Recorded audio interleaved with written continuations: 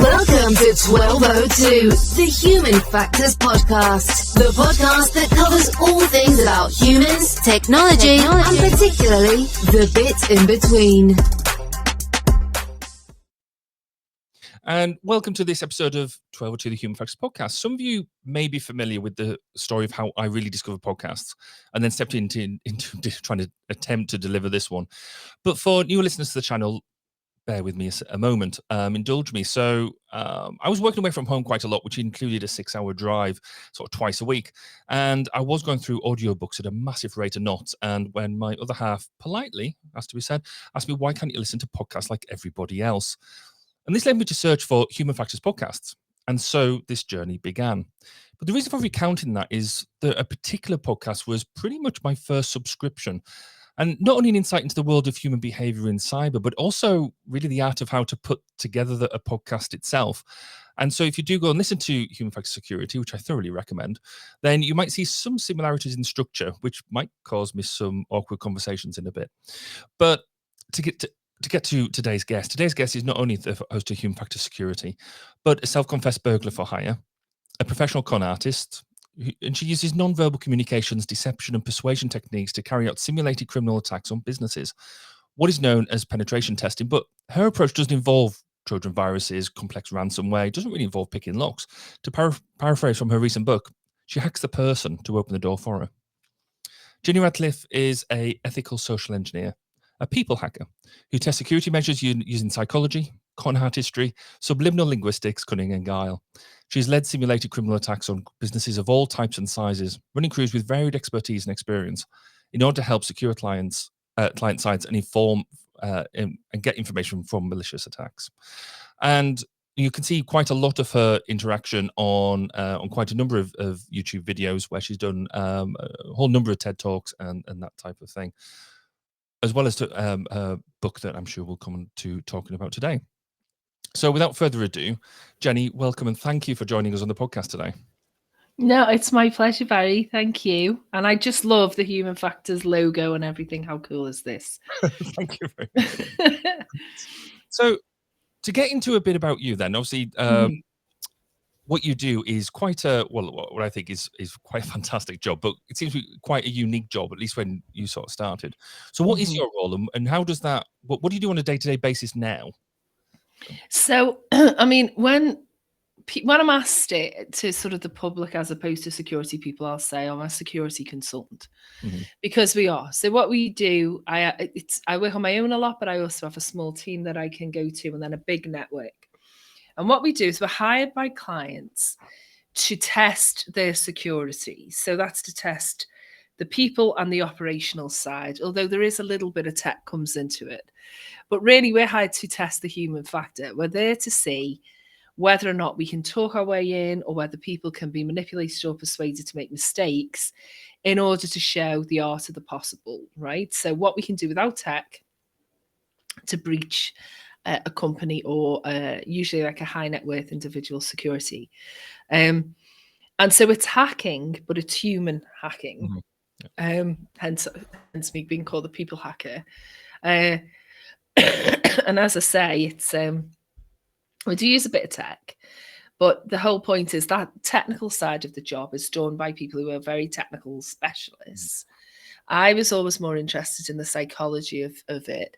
And the reason that we do that isn't to make anyone feel bad or to shame anyone. It's the opposite. It's to show that there are vulnerabilities in us all. It's better that we do that from an ethical point of view and use it as an education piece rather than let the bad guys do the same thing. So it's sort of a cross between a fire drill and Ocean's 11, except we're not as good looking as Ocean's 11.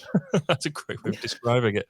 Obviously, you've got your book out now, so I don't want to steal any thunder from the book, which I know goes into a fair bit of detail about how you got around to doing that in the first place. Yeah.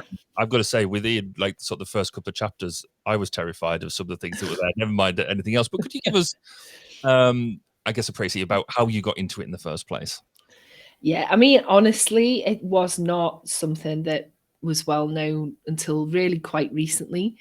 And I just, grew up in Liverpool, and I had a few kind of dodgy incidents happen when I was a kid. So a neighbour locked me in the house, wouldn't let me out. And then I got into some sort of scrapes and fights and things just because we were in a rough neighbourhood.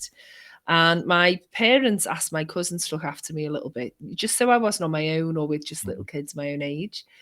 The boys were a lot older than me, and they were sort of looking at some of the derelict buildings in Liverpool and getting into those, which people do all over the world. There's the empty house kids get in. And really it progressed from there to talking to people in Liverpool at the time who had some money, which were the soccer players, so all the football players. I say soccer this because I'm so used to doing interviews in America. You always have to correct. And it was like, well, if you guys can get into any building, can you test our house? Can you see if our house is vulnerable? Because they were getting robbed. So we'd go and we'd sort of do an audit and say, well, your door doesn't fit properly, or your alarm's not working, or your cleaner let us in with some pretext of, we were checking the meter or whatever it was. And the boys were scary looking because they were big, big guys by then who were doing all the security in the nightclubs. And they didn't want to write any report to do anything kind of official. And B, they were quite terrifying.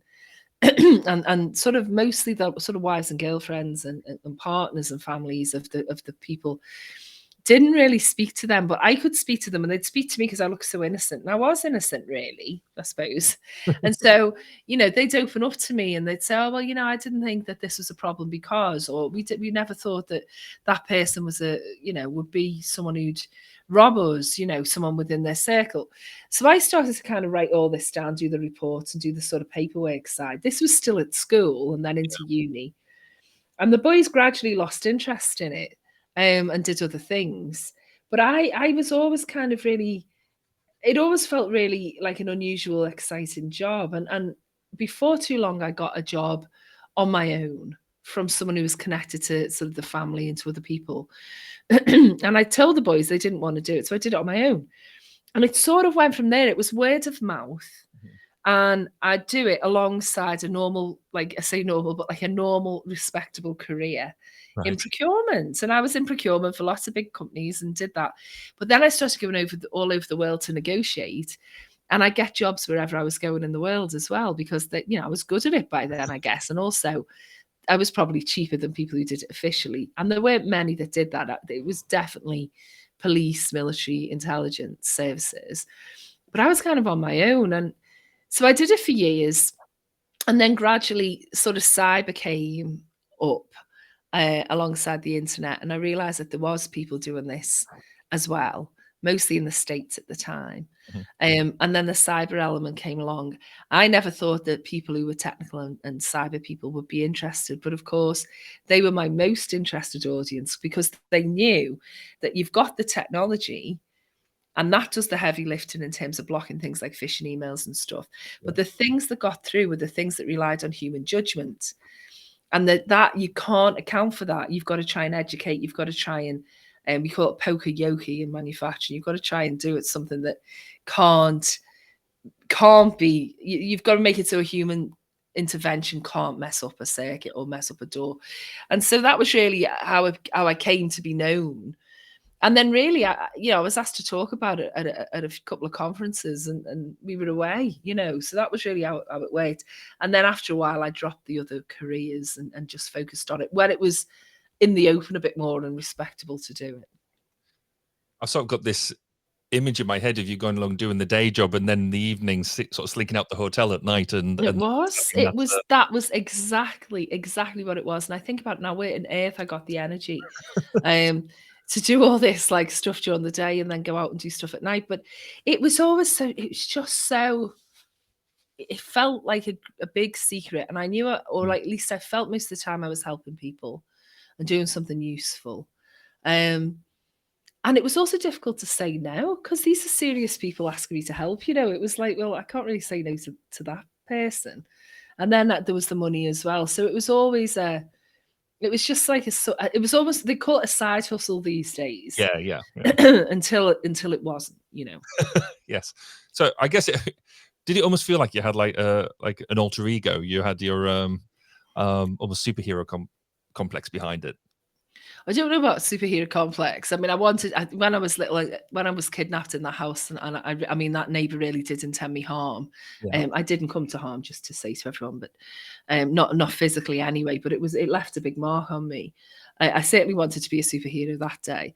I think it definitely was channeling two different careers that used. Not two different things, though, because a lot of the things I was learning to negotiate on behalf of these big companies, things like so I learned, for example, I learned body language, which we would never say in the trade. We call it non-verbal communication, and linguistics. Well, I was learning that because I was negotiating big contracts with a team in Asia, particularly, and I couldn't speak the language, so I wanted to know if there was a way I could see if someone was lying to me or bluffing. Even though I couldn't speak Chinese, mostly it was Chinese anyway. So, so I learned that. But of course, that's very helpful if you're pretending to be someone else inside a client and trying to get away with the story. So the two careers sort of converged. But definitely, I had to sort of put a game face on when I did the security work, because mistakes were very dangerous. Even though I had permission to be there, we were hired to do it most of the time. I say most of the time. You have to read the book to see the times when it wasn't. But it's still quite a hairy situation. And so it definitely was a kind of an elevated, a sharper version of someone who was already doing quite a lot of things in work. Yeah. And then gradually, now when I go on stage and I give keynotes and things, we have a public face that we put on. We have a persona on the stage because you want to be entertaining. You don't want to go, oh God, I'm so tired today. You've got to kind of switch it on. Yeah. But like at the end of the day, it was all me. And it was just, people are complicated, and I talk about that when I'm interviewed as a woman in security. I say, well, women are complicated. It's a complicated role. We all play different roles, and we have to, learn which ones to prioritize and what to work on to be good at all of them, I think. No, that's really cool. And then, so you've then basically you've decided to go full time, effectively in this. What's been the sort of journey from doing that full time? Because there's got to be a fair bit of pressure there as well, because you now have to rely on it full time to earn a living. There's obviously family involved as well. How's that journey gone for you? Well, I didn't give up everything else for a long time. And even now, I still get asked to do things so I do like very high level training on things like advanced negotiation or deception with certain clients. But obviously I turn most of it away because security work it's fun and it's rewarding and it's well paid, because if you can imagine what someone will lose in a breach, a business might lose in a security breach. And 95%, depending on which kind of study you look at, but it's always very high, anything up to 95% and more of cyber breaches and security breaches are down to human error and manipulation. Yeah. So, you can throw millions at the technical solutions, but if you neglect to inform people that con artists exist, that scammers and fraudsters may approach you by the phone or over email or in person, then, you've got this gaping gap in your security posture. And so it pays well because people, don't want that to happen. But alongside that, as well, there's a massive demand for education. On it. And I just was someone who was I was never frightened of speaking in public. I'd always given talks on various things. I'd always sort of done, I did a bit of kind of, I'd say performance and stuff in uni and other times. So I was never bothered about being on the stage. And of course, there's always millions of conferences that they're looking for someone to get up and talk about. And because social engineering applies to every business and every individual, that part, I gradually got asked to do more and more things like this, more and more interviews and panels and things, and more keynotes. So it was strange because at the same time, sort of as soon as I kind of came out the closet and said, this is what I did, it just was like this huge explosion of work to the point where I probably turn away maybe 80% of the work that we get asked to do. I'm very picky about the clients. Yeah. And I've had, and every job's my last job. I was, that was the last one because it's very stressful, and I'm getting older. So I still did do some content creation, some media stuff as well. And I still did some training, and we still do the job, the security job. It's just I'm picky about it. So Right. it kind of grew organically. And I gradually kind of dropped some of the peripheral stuff that had kind of paid the mortgage for years. Yeah, some of the training and things, just because, I'd always done it. It wasn't that I didn't enjoy it, but it wasn't the main thing anymore. But I still get people asking me I get people say, can you come and speak at our conference about body language? Yeah. Because I used to do lots of talks about body language, and people love that, right? But I'm usually don't. It depends on the client, but mostly I won't talk about that as a full topic anymore. Yeah. One of the things you said around education, I think, is really interesting, because it's also one of your most recent podcast episodes as well, where you talk about culture and the culture of organization, particularly blame. How do you feel that? I guess that cultural element, so almost the just culture, not to blame, because is that working? Is that evolving, or is cyber still a place where we're still trying to find just somebody to blame, and then that's the end of the story? Well, there's a lot to that question. The first thing I'll say is that humans, if something goes wrong, humans want to blame someone. It's like you've got to pin it on somebody. And it's unfortunate sort of feature of human nature. And I say that from teaching thousands and thousands of people in lots of related topics over the years.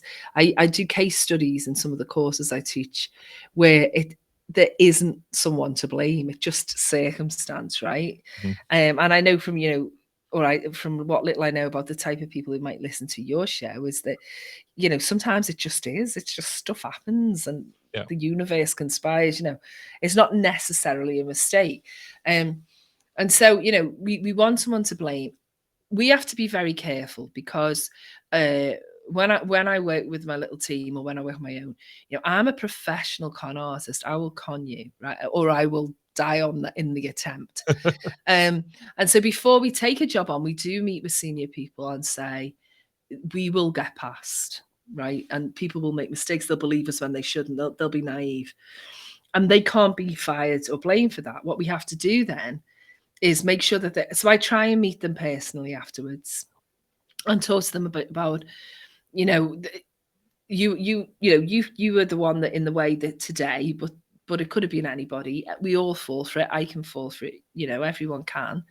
Now you've learned that lesson, though. Now you've been part of it. We need you to be an ambassador and go out and make sure that people understand that it's not a question of intellect, or it's not a question of negligence. It's just humans make mistakes. Our brains are wired to believe certain things. So one of the things we use a lot is emotion. We get the emotion high, therefore decision making goes low. Well, that's everyone with the right script. So first of all, we try and make sure that in the debrief we kind of go over that. But also I make very sure, as best we can, that they're not fired or disciplined in any kind of clandestine way after the fact, because obviously to us in a debrief, they'd go, oh no, of course we're not going to blame anyone. But then we carefully track the people that we interacted with over the course of the next year. And I have a couple of calls where I don't tell the company when I'm going to call that person. Yeah. And I have a chat with them and just make sure that they don't feel that they were punished covertly. Yeah. Yeah. Right. As a result of it. But we're careful with clients before we do that. So, we have to be very sure, because psychologically, the idea that you were the one that let this in can be very damaging to people. So we do take a lot of time to try and stop that. The bottom line is it's better that we do it than a criminal. Yeah. And we get the company to sign off on, a pledge not to punish. Yeah. Cool. Okay. Right. We're just going to take a quick break, and then I want to come back and chat about actually what does a job involve. So then we'll be right back after this. You are listening to 1202, the Human Factors Podcast. We wanted to take the opportunity to say thank you for your support. You can help further by rating us through your podcast provider, sharing us through social media, and telling your friends and colleagues. Let's work together in raising awareness of the value in putting users at the center of what we do. Welcome back, and we're talking with Jenny Radcliffe. So, Jenny, in terms of a a standard job, if such a thing exists. Can you walk us through what's the sort of the processes that you go through to get the job on I guess onto contract, and then to I guess execute it?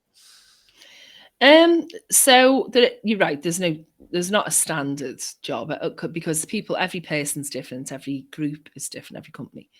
But like the nearest I could get to sort of saying is that we will be hired by an organization almost entirely down to word of mouth. So we don't chase clients or fill in. There's no Facebook adverts. There's no. No, and we don't fill in what do we call it, tenders or anything like that. Yeah. Okay. Ever. I mean, unless I'm hired as part of another team. So sometimes there'll be a security firm that just needs a social engineer on their team. It makes me laugh when I'm saying it because some of the crew always says to me, so if you've got a problem, if no one else can help, and if you can find us, then maybe we'll take the job. But we just have to be a bit choosy because it is quite a skilled thing. But what we will then do is there is paperwork these days, lots of kind of legal stuff, and get sign off for things like, can we use destructive means and to what value? So can we, in the words of Michael Caine, blow the blinking doors off, or can we, or is it completely non-destructive, right? Because I've got people on my crew who absolutely want to kick doors in and smash windows every time. Former military men, mostly.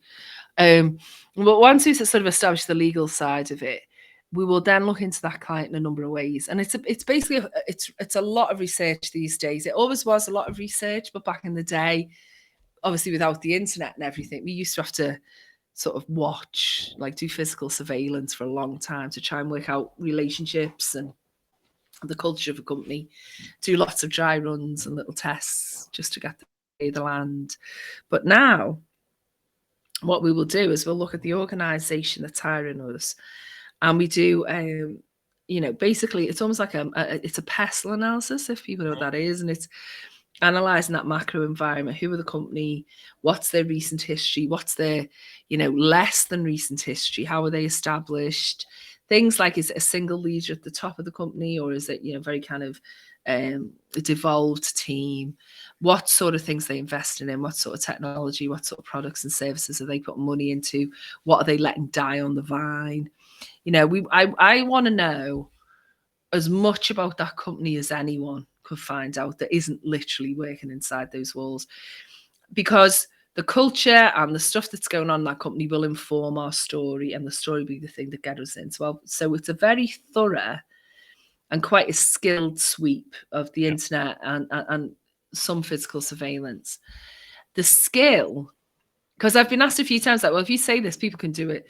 Yeah, people can do it. But the skill is always, and I'm sure it's true of a lot of people who do different jobs, you can get a heap of data, but it's to pull the story from the data and say, well, this is a trend. This is what this means. This is what, in human terms, that might add up to. Mm-hmm. So we put a load of assumptions in, and we test those assumptions whatever way we can, mostly with phone work. Okay. So calling people and seeing what flies.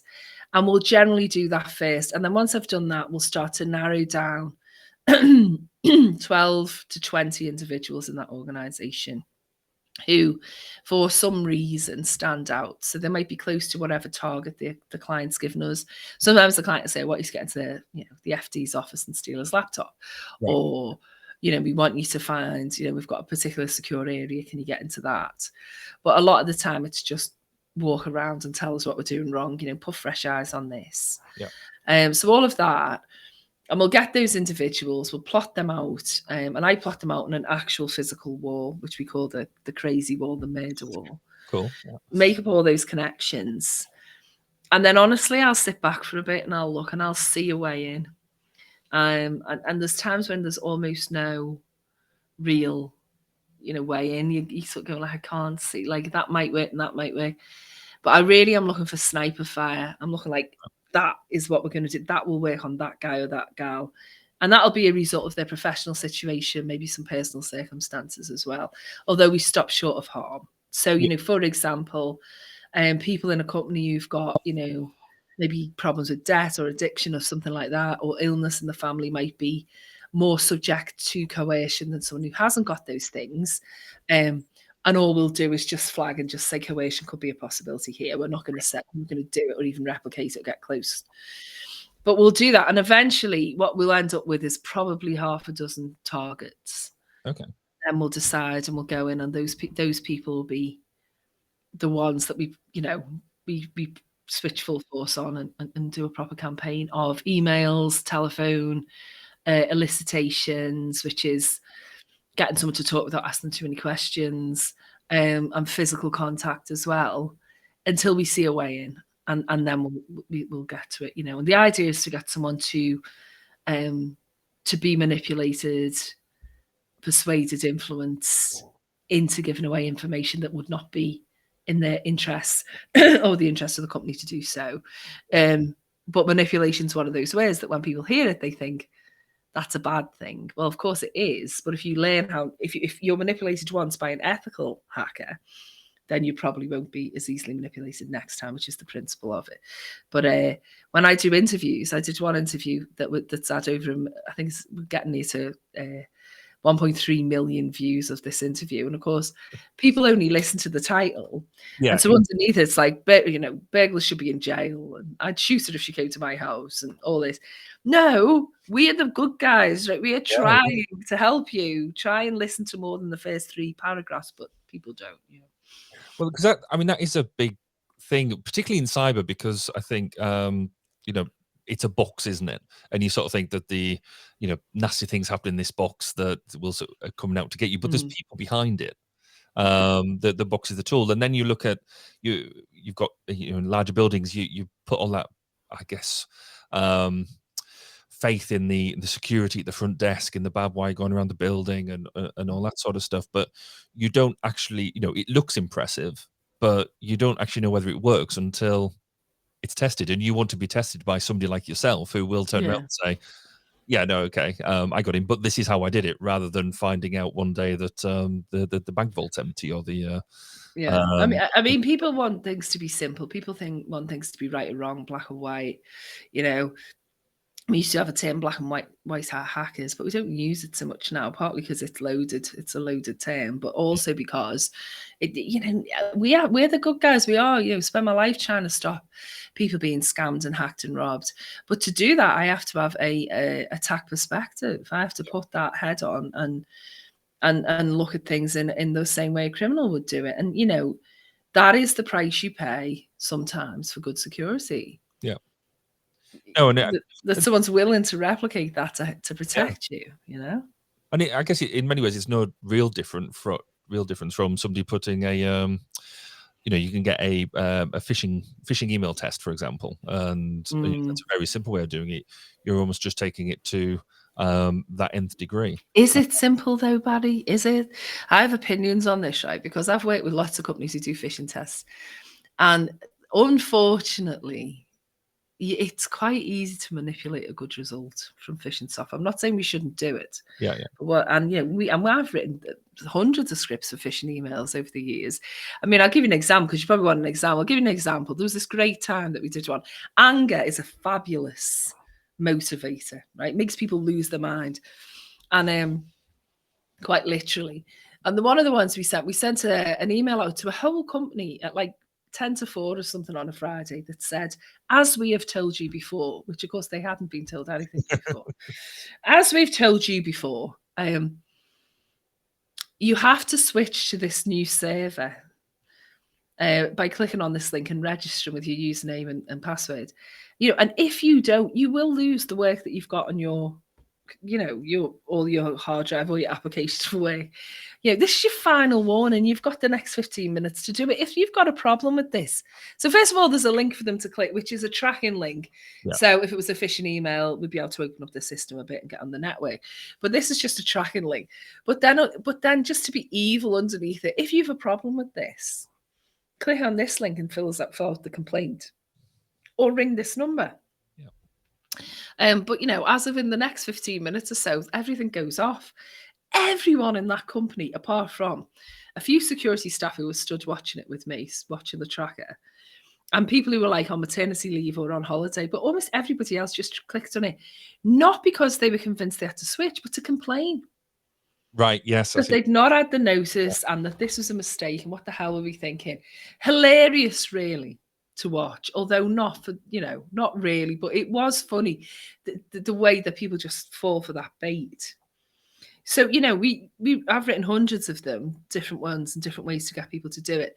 But you just have to be careful. And the reason I sort of picked up on this is we have to be very careful in security. And I think it fits with your show, is that, of course, we have to spend money on the technology and we have to keep it up to date, use it properly and educate people, because it does block out technical attacks. Yeah. But we can't we can't have a magic box solution. You can't, because people, whether it's the people who say, okay, well, I want you to buy my phishing email product, my security product. So what I'm going to do is I'm going to put loads of emails that are very difficult when we first try and fish people, so that loads of people fall for it because it's a good one. Yeah. And then we train them or we do whatever, and then like they're sort of easier to spot then, and you can fix the numbers. And there's an integrity issue there, of course, but it does happen. And what I'd say is, it's all down to you've got to do it properly with the tech, but not rely on the tech. The fundamental thing is security is always, always, always about people. And it's about understanding people well and really caring about what they like, giving them the reasons and really caring about what they think. And that's what sometimes gets missed in something like a phishing simulation. But you're right, it's that test that matters, because then people can learn from it. But I think a lot of testing in security is done badly. Users are considered to be, people hate the term user, but I don't think it's that toxic. But, users are considered to be stupid if they fall for something, expect to remember everything when they're given training that can be, sometimes it's boring, sometimes it's great, but they get given it once a year. Or they get so much training that, it becomes just a chore. These are not the ways to do it. We have to work symbiotically with the tech and the people. And that's a hard ask, I think. No, I think it very much is. I think the phishing generation is really insightful, because I've been at the receiving end of it, and you can tell that some of them are just there to get the tick in the box to say, yes, we've done it this month. Because it bears no relation. It bears no relation to the business, and not that easy. But then we've been in my own business. We've when we first setting up, we were in the situation where somebody sent us an email with just a simple thing. Oh, can you pay? You owe us this money. Can you pay this invoice as soon as possible? And the only real reason they'd came from my email address, so from the boss of the company to person paying it, and the only reason that they really failed, I guess, was because they were too greedy, and we literally didn't have enough money in the bank. Well, I talk about red flags, and I say, red flags are, emotional content I've already spoken about, but urgency is, can you do this quick? We need to do this quick, and it's the quickness, it's the urgency, it's that call to action. We need you, because if you're a con artist, what you need, or a fraudster, you need the mark to take action at some point. Transfer the money, give me the information, move this account. And any time it's about money, even if you work in finance and you work money all the time, it needs that second check, that kind of 4 eyes on it. But what you're talking about, business email compromise like that, where someone's in the email, sounds like the boss or sounds like the finance guy or whatever it is, it's out of context. And this is what I say, and from CEOs and directors and things, they need to let the people in the company know I will never ask you to do that in this fashion. Yeah. And then you've got to live that. You've got to never ever, no matter how urgent, no matter what we lose, I will never ask you over email to do something like that. It'll be done in a certain way. And it's that out of context that was a clue in there. Yeah, no, and it absolutely. And that doesn't cost money. That just costs time and reinforcement and conversation. But it's focus that we forget, I think. Yeah, and it wasn't. It was certainly something we were lucky that we were, that we didn't fall for it in the end, and more luck than good judgment, being brutally honest. But then we were able to put in Basically that conversation that I won't ask you to go and spend that sort of money without backing it up on whatever it is. So you mentioned so you sort of planned the day, you've done your day. What in terms of that, and I get it, it's more than just one day's worth of effort, but the when you go and do that, going onto somebody's premises for the first time, or trying to get, I mean, how much of it is, I guess, just like it's got to be sort of that you've got all that data, all that stuff that you've got there, being able to then just basically blag your way through what you're doing. How does that make you feel? What's it like when you cross over the line and no return? The super. So we wouldn't refer to it as blagging. We'd be talking tactical adaptability. Of course, there's times you get lucky, you can just blag it, and people. There are people in my industry who talk about tailgating and all this. So we put a plan together. We also have a plan B and sometimes a plan C and a plan D, right? So there's scenarios that happen, and on task there is code and there are signals, and there are lots of little things that we can do to show how complete something is, or to warn people off a certain area if we think we've been made. All of that is smooth, but human factor, as soon as you introduce a human or a site of humans, things go all messy, right? So you've got spaghetti in the pack to go in, add the humans, it's cooked and it goes like this. And one of the absolute key skills is tactical adaptability, the ability to go, I'll roll with this, right? So this has happened now, can I roll with it? Knowing when to abort and just get out. And that is a key skill that a lot of people don't want to do. I will do that and go back rather than push something I don't think we can push. And that's after years of doing it, though. But I think one of the key things from experience is knowing what not to do, knowing when to pull back and think that less is more, right? So one of the things I say is I don't like peacocks, I don't like magpies, and I don't like parrots. Which what I mean is no one can work for me if you showboat. Yeah. And, you go in and it's going really well. And now we can show off a little bit. Like, so now, I don't know, we can wear the boss's coat, or we can, pretend to be on the phone to his wife, or we can, sit in a meeting or something. I mean, that is not good practice from my point of view, because it's just unprofessional. What you're looking to do is get in and get out. If you do the job, you don't need to do that. That's silly. And so we have lots of ways that we could show that we could have done that, but we didn't do that. So stickers and things that show where we've been, and placing items in certain secure areas. So I don't like that. And so they're the peacocks. I don't like magpies. That's people who are distracted. So we have to adapt. But when you get on site, sometimes you'll see something that you weren't expecting, right? And it can be juicy, Barry, everywhere. As every office I've ever been in, there's a secret stash of alcohol, or there's, or cash, or there's somewhere that someone's hiding, or people are having affairs, and it's just like all human life is there.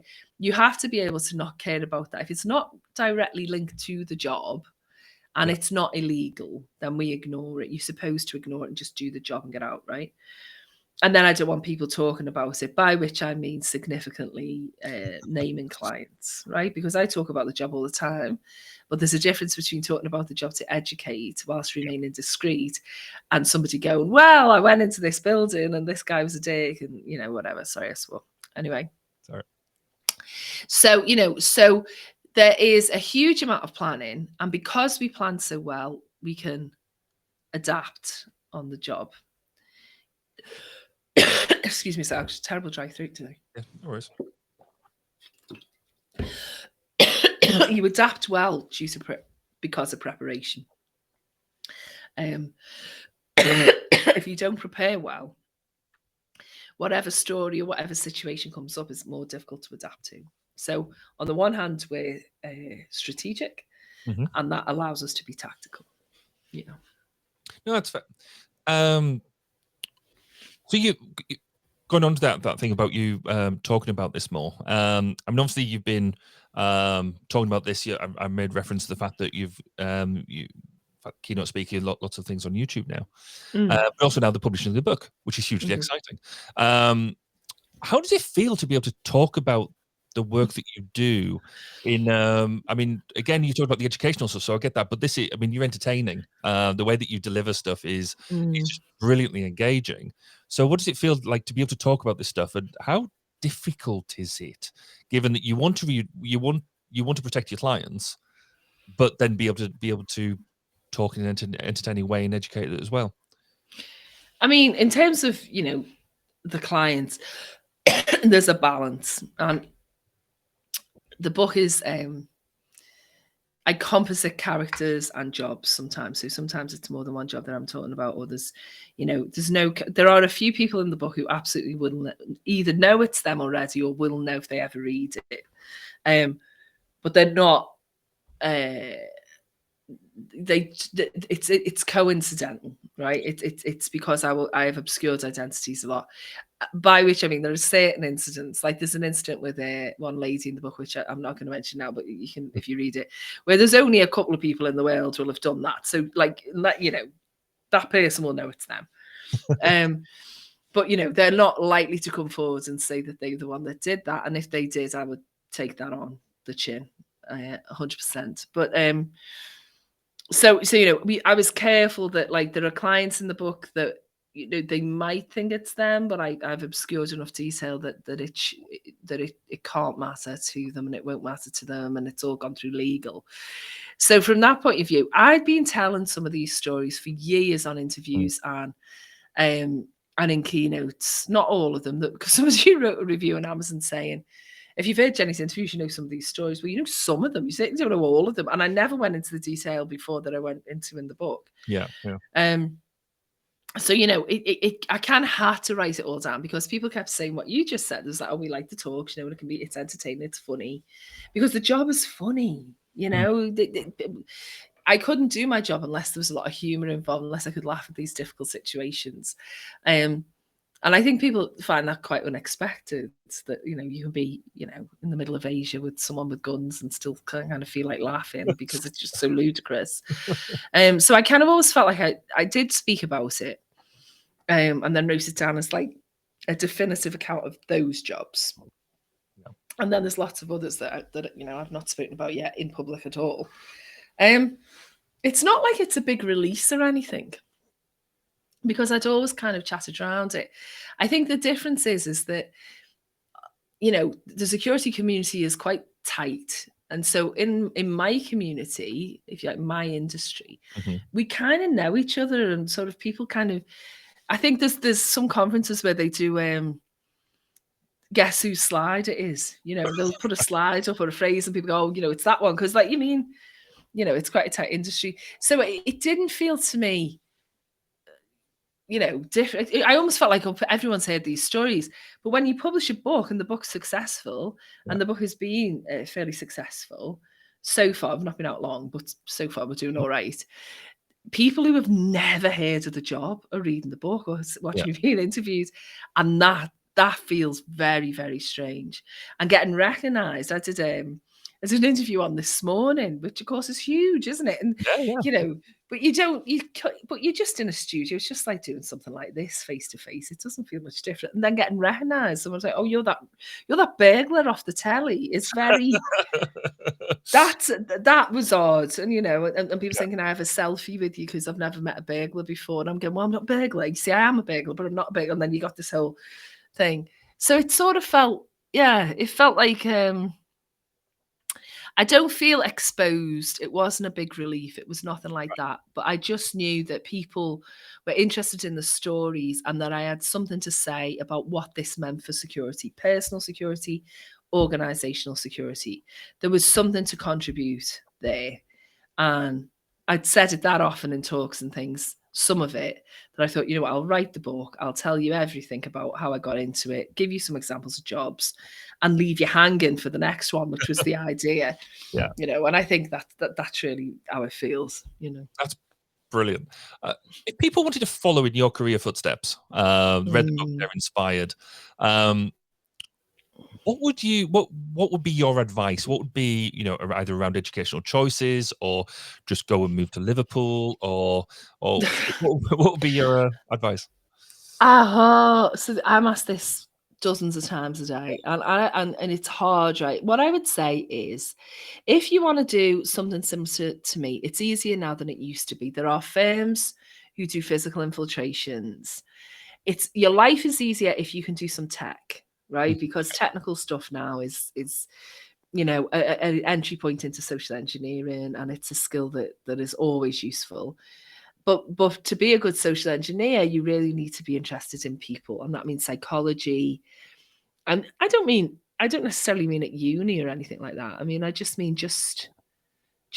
you've got to love people and you've got to want to protect them. So if you really have an interest in security and you think that the type of job I do is of interest to you, then it's almost like the last thing that you'll end up doing, because what you need to do is the same as I do, and all that prep, so that if you were on a site, you would be the best person to say, actually, that guy's a bully, that woman, is an insider threat, or whatever it is. So you need to learn a lot about people, and then, like anything else, it's hard work and discipline. To put you and to keep going, put yourself in a position where you know enough that you're worth hiring. Yeah. And the security industry is massive. There's plenty of places that want people, but you kind of don't be put off by all the recruitment that asks for like 1 million degrees and certifications. Just if you're good at it, you've got to kind of get yourself out there. But there's no clear path. Yeah. And I know there's a massive gap in the market for me to put a clear path and certify people and train people. But we're busy. I will do it. But I hesitate to say it on any kind of interview, because as soon as I say it, I'm inundated. And like it's a case of it will happen before too long, but like there are other things going on, because even with the book and everything else and all kinds of other projects on the burner, I still actually do security, and that actually is my most important role. It's quite hard to fit everything else in sometimes, but I will do it eventually. I will train a small amount of people to be social engineers, and then we'll set up an academy for everyone else. But I was going to say, it sounds like there's going to be a school near you, but you're right, there are only 24 hours in a day, aren't they? Yes. That's been really, really insightful. What we're going to do is take a quick break, and then we'll get into the final 3 questions. Just before Barry gets to the final 3, my name's Nick Rome. Let me tell you about this. Technology in our world is evolving at a phenomenal pace, and keeping up with what that means in the human factors world can be challenging.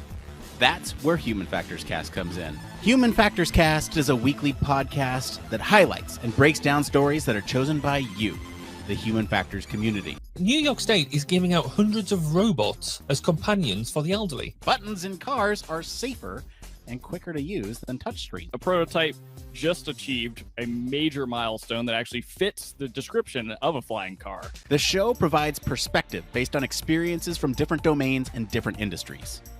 We even cover some of the hottest conferences in the field. On this episode, we're recapping EHF, Ergonomics and Human Factors Conference, Neuroergonomics Conference, Human Factors and Ergonomics Society, UXPA International. Join me, Nick Rome. And me, Barry Kirby. Every Friday morning when Human Factors Cast drops on YouTube and your favorite podcast directory. And remember, it depends.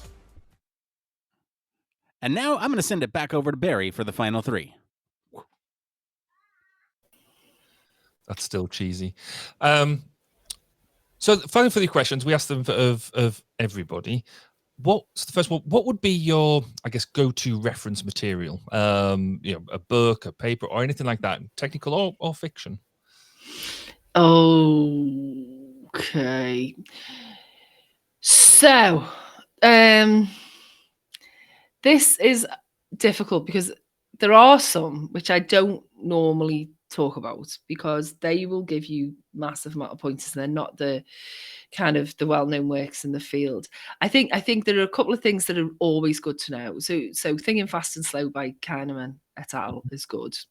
because cog biases just knowing about cognitive biases and knowing the way our brain works is very helpful when you work with people, even if you're not pulling cons on them and using those cognitive biases to make someone blind, which is what we use a lot of.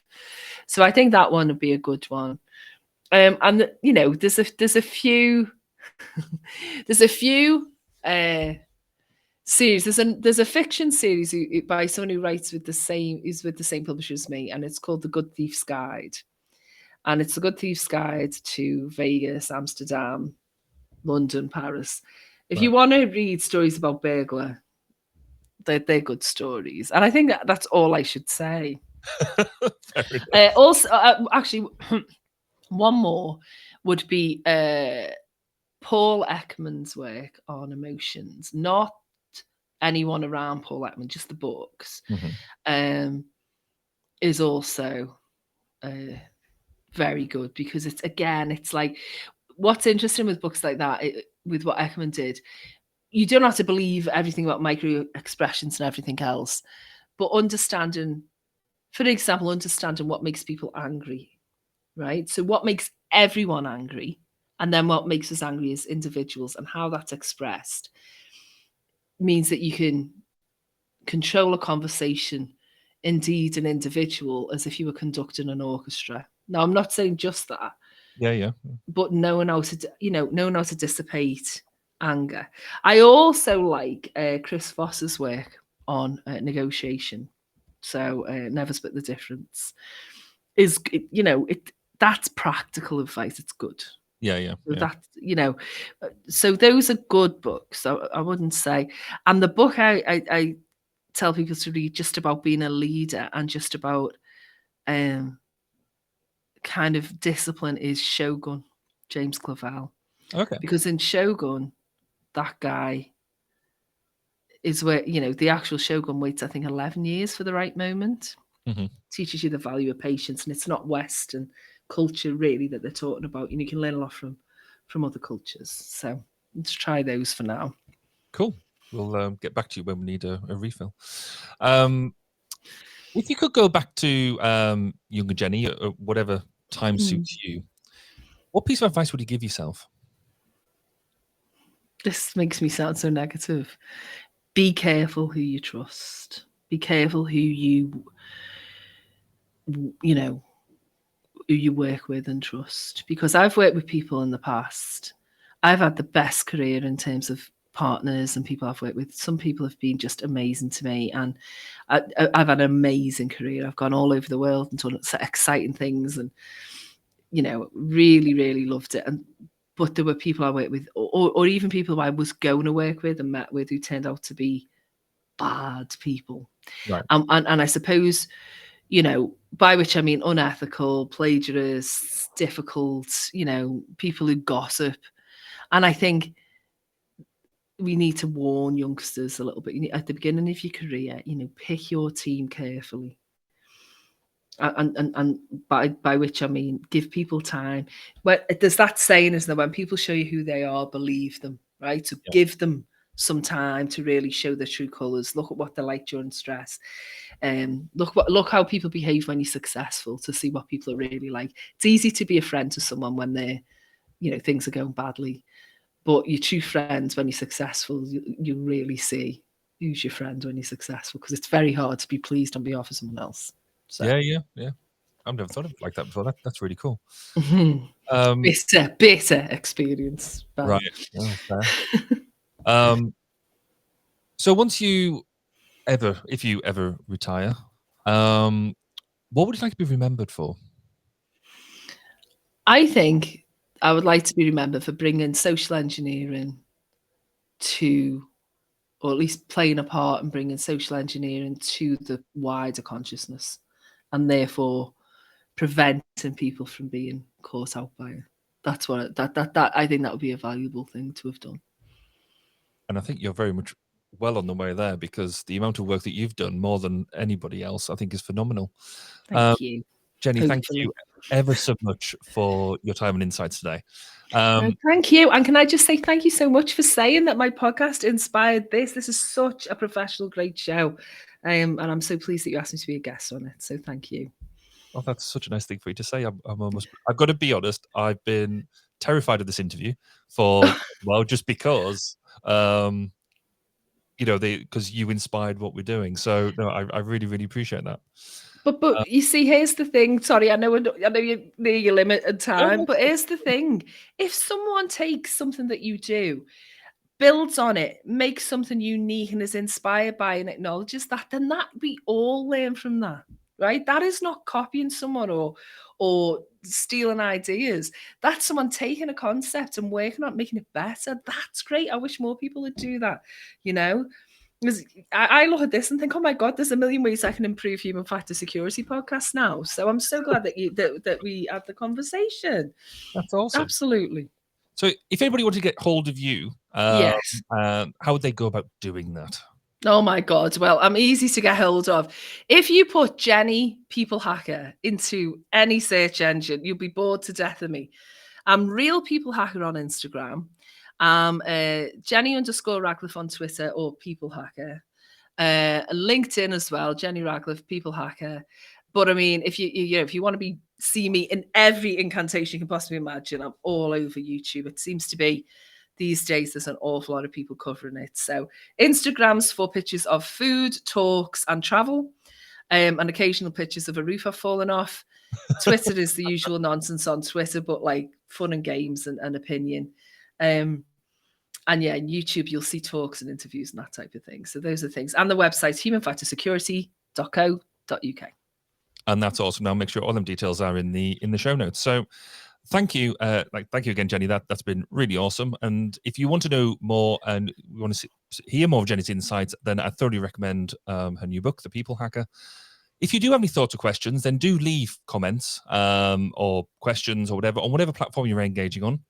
Don't forget to tell your friends. And I hope you'll all join us on the next episode. Thank you for listening to 1202, the Human Factors Podcast. Please do get in touch with your thoughts, questions, and comments. You can contact us on social media such as Twitter, LinkedIn, and Facebook at 1202 Podcast. See you next time. And remember, it's more than just common sense.